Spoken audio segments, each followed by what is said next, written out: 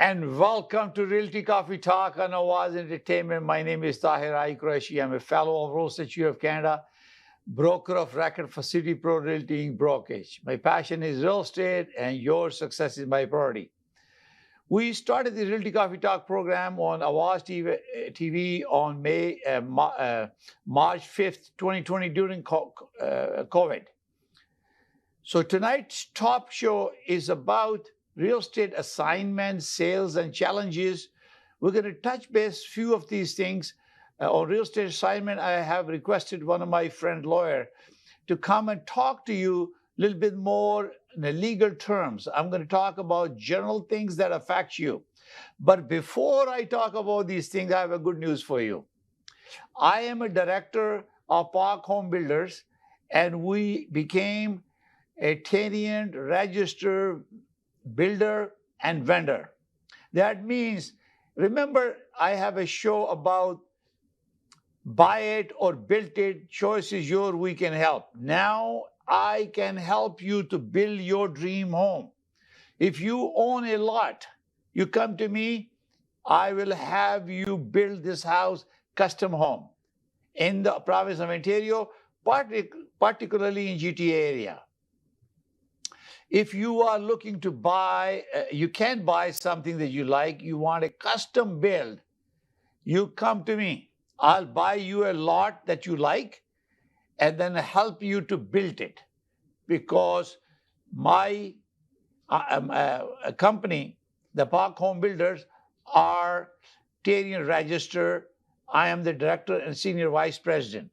So good news for you.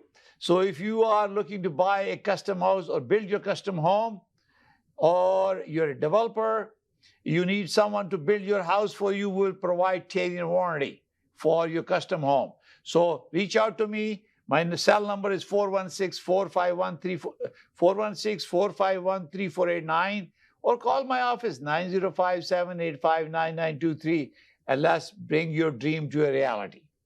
Let's talk about assignment.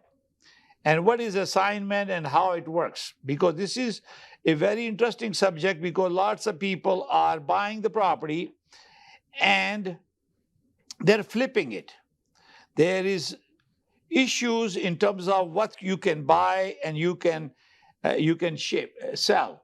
So when you buy a property and you sell it before closing, it is called assignment. So what is the assignment of contract?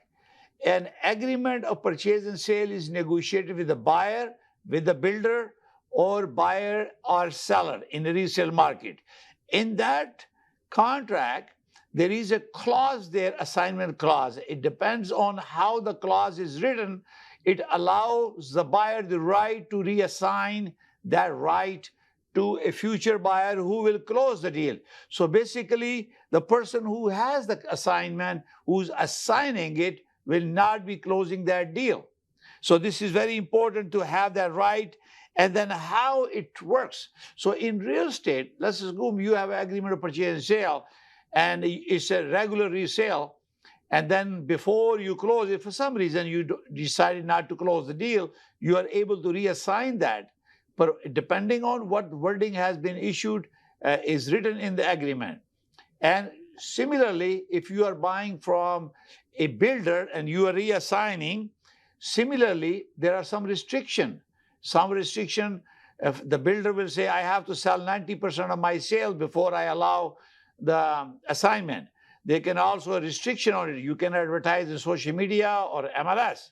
You can go to a direct buyer and sell it and take that agreement to the builder, and some builder will charge money, $10,000, $15,000, plus about $1,000 for lawyer fee. So you have to pay in addition to that, and you have to watch what is included in the price, what are the upgrades are done. There are also, deposit that has been made. So you have to negotiate. There is a Schedule B in a agreement of purchase and sale for assignment URIA form, which you a tribe member and also Mississauga board member are using. So this is very important to look through that. We're going to have a lawyer come back and talk to us. And always, is the question is assignment agreement is enforceable under law. Obviously, if it's a legal thing, is legally done, and is assigned to someone legally, then it's enforceable. And obviously, depend on it, the person who assigned it is his or her responsibility is removed after transferring or assigning the deal. These are the things we have to check. Some of them will not allow it until the property closes, whether it's the builder or the assignment. Now, what are the basic rights? In contractually, it's illegal to assign most of these contracts to another person before closing. But the terms of the clause has to be written.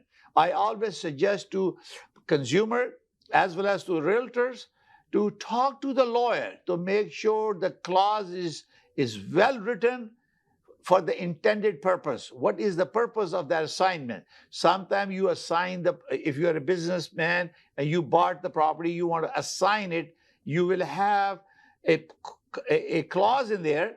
Maybe you want to have an incorporated business that you want to assign to a corporation business, or depending on is it commercial or residential. You must have everything written, and then you want to make sure you are relieved of all responsibility, and you are released from all responsibility, and you pass it on to the buyer, the future new buyer. So these are very important. Why people use this? Because there's two reasons. Because they don't want to close the deal. If they already know they have made up a good enough money, what is the purpose of motivation to close it? Because they already know they have already achieved the benefit. So they want to close it. But you have to remember two things very important. One is called flipping. Basically, before closing the deal, an assignment deal, you are flipping it.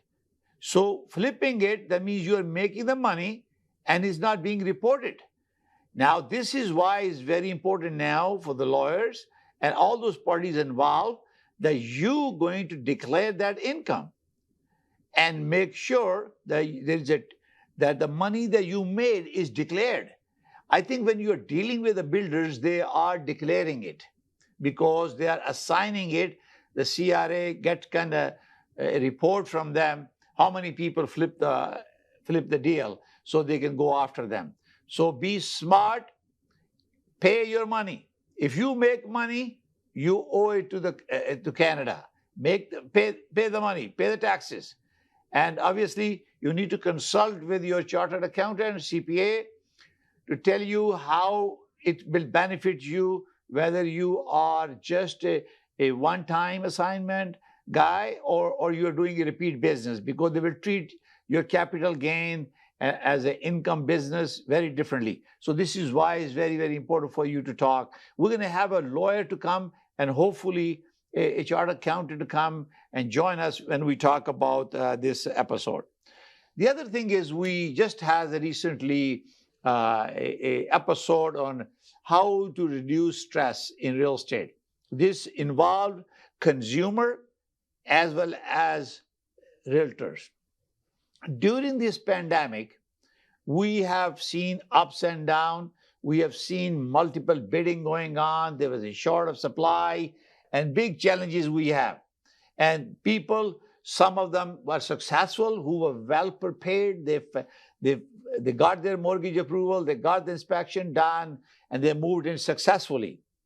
We also have a situation where people lost their job and they have to handle with complexity of dealing with the stress. Some people lost their job, they couldn't pay the payment. Government issued directive to lenders to provide 6-month relief. Everybody take advantage of that. This was a good thing. Now what's happening is recently the Bank of Canada started rating interest rate. And I have shared the information with you about what is going on in the marketplace. We have a tremendous escalation of prices during the pandemic, 2021 to 22. But right now, there are two things that is hindering the sale or affordability are two things. Number one, OFC rules. Stress test.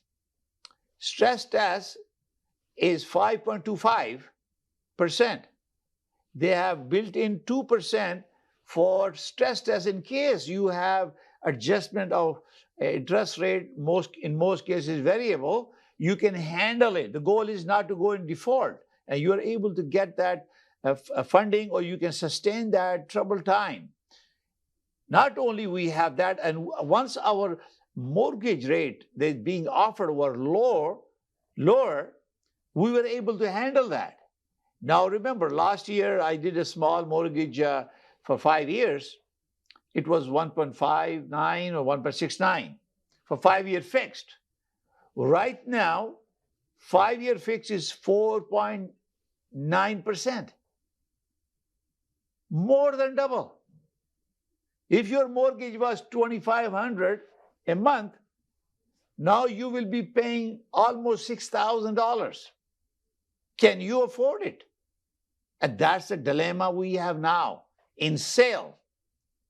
Our sale was down. I'm going to repeat that if you have not shared.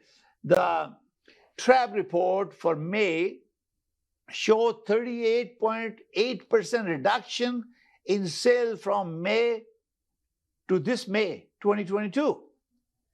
Sales are going down. If we compare to the prices of May 20 to May 22, 21 to 222, we went up 9.4%. It was 1,108,124 average price in Toronto and GTA in 416,905 area. But right now it's 1,212,806. So this is showing from last May to this May, it's still showing 9.4% increase. But this could be a deceiving. So I'm going to share with you, I think, repeat again, what's happening. So this is important for you to remember. In March of 2022, our average price in 901, 905, and 416 was $1,333,399. But from February to March, it went to 1.3 million. So we lost $33,000 reduction in average price in GTA. From March to April, it went further down from 1.3 million to 1,253,000. So roundabout, we lost $47,000 again from March to April. And also in April to May, the price went down 1,212,806. That's another reduction of $41,000. So approximately, you're talking about $133,000 reduction from February to May. We still have yet to see the report. So this is a kind of deceiving when we compare prices to the 2021 to 2022, but we are declining in 2022, and our sale is going down too. These are the challenging. Now, here is the biggest challenge that is going on right now, is that people who have negotiated a buying and selling in January and February timeframe, or even March, their appraisal is coming down much lower based on the house. Remember, these are average prices available through GTA, through Toronto Regional Real Estate Board. It does not include ITSO data or Mississauga data. It may be some listing here and there, but there is always variation of 5 to 10% missing from this report. But what happened now is that you bought a house for $1.5 million in February, and you took a longer closing because you didn't want to sell your house first. You want to buy first, because this is, we always tell, please sell your house first. I was with my sister-in-law the other day, and she mentioned to me their neighbor bought a property in North for amount which is much higher, and now they were expecting a good price for their house, is in Milton, and their property is not sold yet, and they have other one closing coming and their property is not sold because they thought they will buy it first and sell it later. Now they are in this predicament that they bought the property and they haven't sold their property. And the property, based on what she told me, approximately 300 to 350,000 decline in the price range that they have this property. So what happened? Who's going to pay for that loss? And still you have to sell it, and you bought a property in another place. These are the challenges. This is the only property that has not been sold yet, but they bought it. What happened if you bought it and you sold it?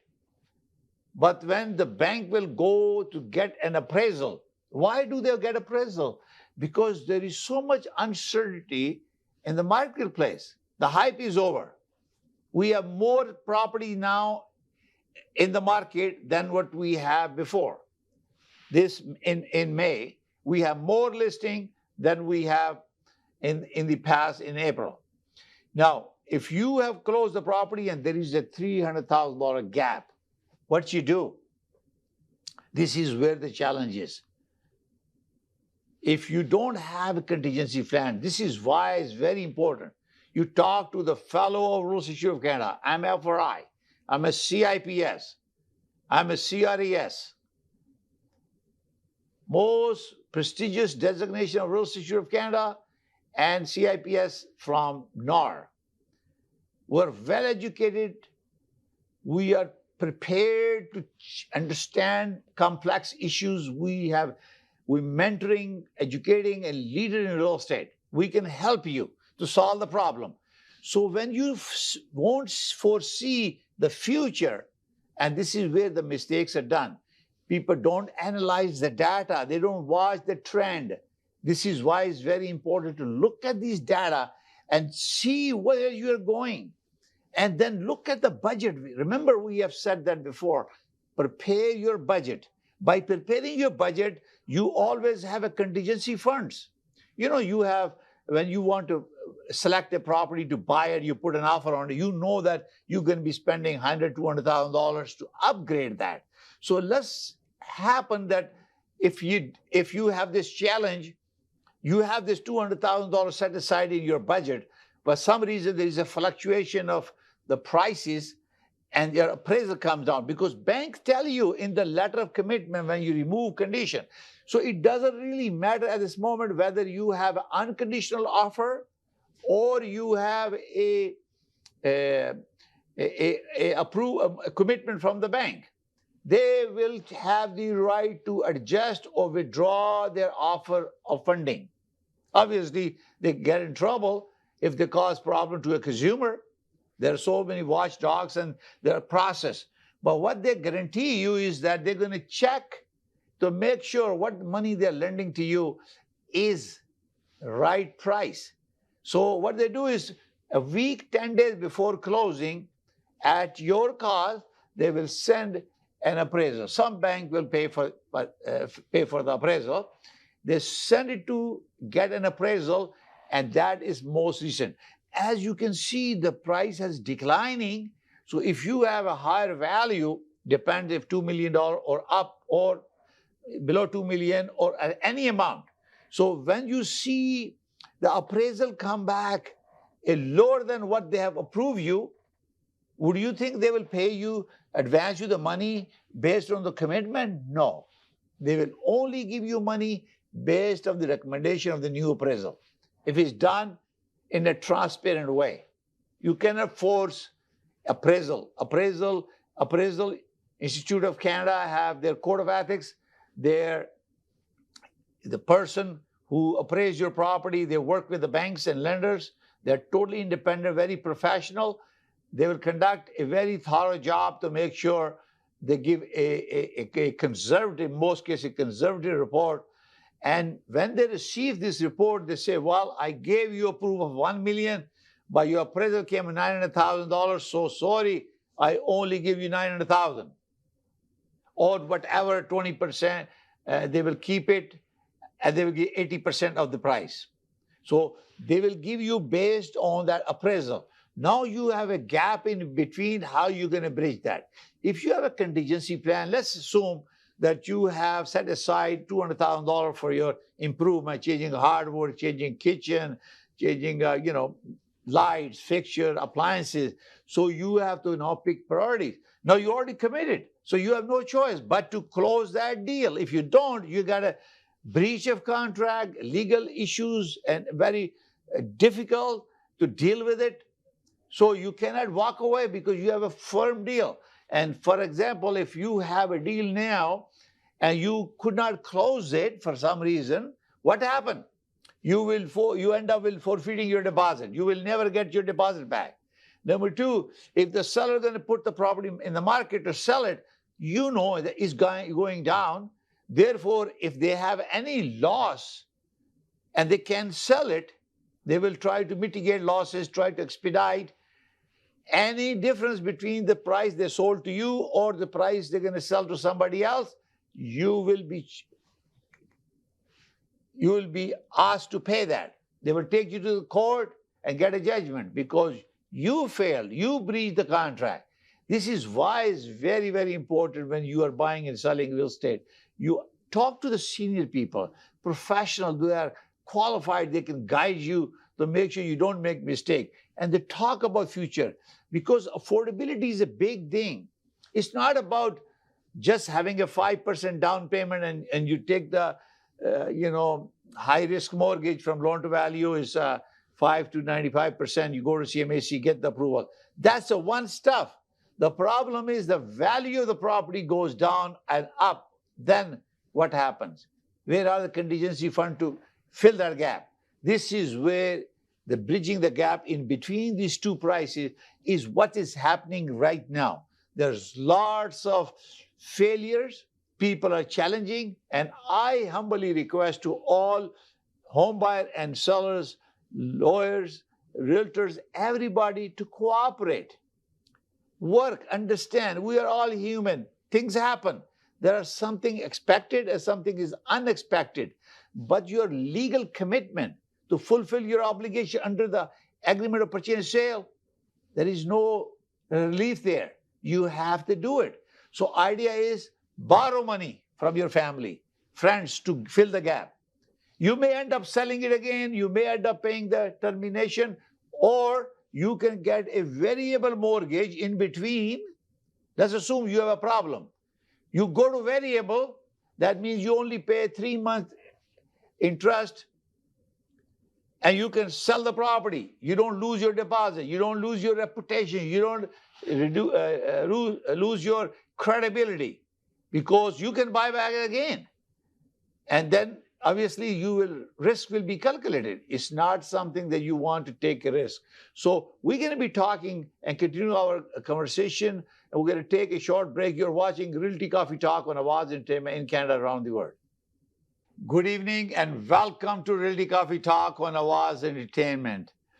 I'm going to repeat again, I'm very delighted that Park Home Builder is now licensed builder and vendor in the province of Ontario. I congratulate Ghulam Ahmed, the founder and president, and his brother Ali Varaj for achieving this remarkable achievement, getting a license. And I am the director and senior vice president of planning and development for Park Home. So if you have any inquiry regarding building a project, subdivision, high-rise building, and with the 10-year warranty, please give me a call, 905-785-9923 or 416-451-3489.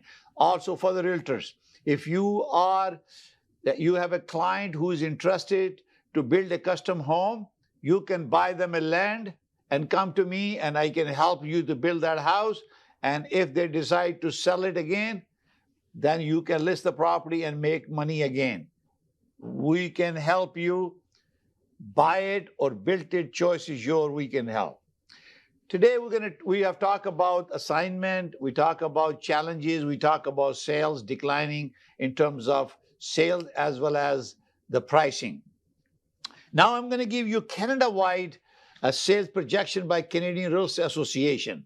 Since we are in Ontario, they are saying Canada-wide in 2022, they were expecting minus 14.7% sale, Canada-wide.